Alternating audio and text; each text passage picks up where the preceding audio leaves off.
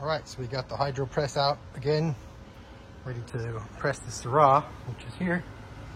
It's 350 pounds and it's done fermenting. You need to get it off those skins and away from these fruit flies. They're awful this year.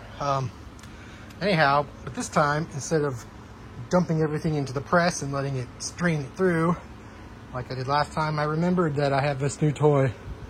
It's my free run tube, or torpedo as they call them. And what this is it's a tube with a tri-clamp fitting on one end and an inside pipe that goes down to the bottom of this mesh part. So you just stick that down into the grape skins and the liquid strains through to the pipe. Then you can pump all the juice out and then you're left with a whole lot less stuff to put into the press. So let's give it a try. All right, so the setup here is we have the torpedo with a hose, which goes into the pump, goes around and goes into this empty tank. Now you're going to be going for this one.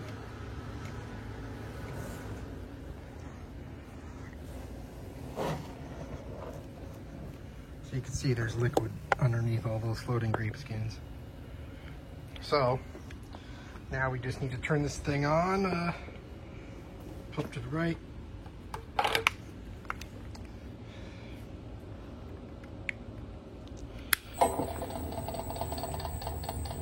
There it goes.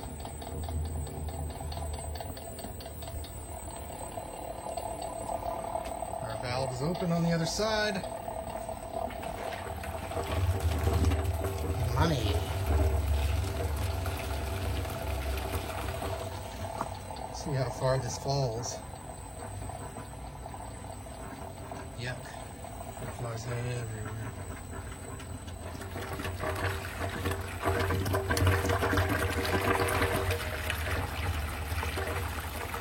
Ooh.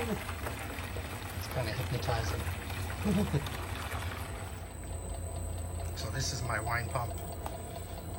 It's called the Vigor Mini. It runs on 110 volts. Variable speed and reversible, and his name is Mr. Pumpy Pants. I love this thing. It's kind of big for most people to use at home, but I don't know. I will never outgrow it as long as I'm still in this location at home, so it's awesome.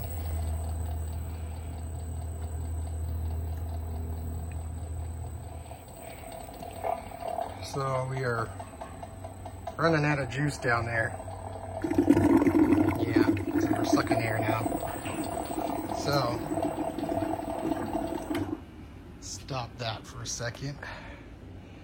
Now what we can do is try to tilt this thing to the side and get all the liquid to one end. Or just stop there and dump it into the press. I'm not sure which of those I'm going to do, but I do know that I can't do either of them with a phone in my hand. Alright, so I've got it sideways here. Yeah. It's a very, very big drinking straw. You can see it at the bottom there's not much left. So looking at just the free run we got with that tube, this thing is it's about half full, so it'll be like 2/3 of the way to the top when we're done probably. Anybody want to go for a swim? All right, so I got the press all loaded up. First load in there. Unfortunately, it didn't quite all fit. I'll have to do a second one, but there won't be much to it. It was pretty much all dry until I got down toward the bottom, and then once I got this thing up to the top, then it started dripping out a little bit. All right, water is on. It's gushing quite a bit, actually.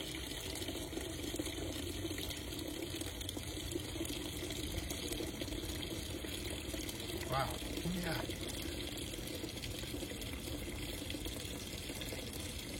It's like free wine. Except not really, because I paid for all those grapes, so I'm going to squeeze every last drop out of them. I'm about done. So they say you should taste the press wine occasionally to see if it starts to get bitter or nasty from all the tannin in the seeds and skins that you're squeezing out, right? Which is what can happen if you squeeze it too hard, although these bladder presses probably don't have that problem nearly as much as something more mechanical. But I just tasted that and it actually tasted better than the rest because I think the skin still got a little bit of sugar left in it. So it actually didn't taste as bitter as the free run part, which is kind of funny. I wasn't expecting that at all. All right. So the water's draining. You can see some solid squeeze through that thing. If you look over here at my blast shield, looks like a crime scene, man. Just finished the last pressing. It was basically 1.5 for that, but we are, yeah, probably about 2/3, just like I guessed. So I need to get the lid on this. Get these flies away from here. Then we'll start malolactic fermentation sometime soon. So I don't want to put any SO2 in this just yet.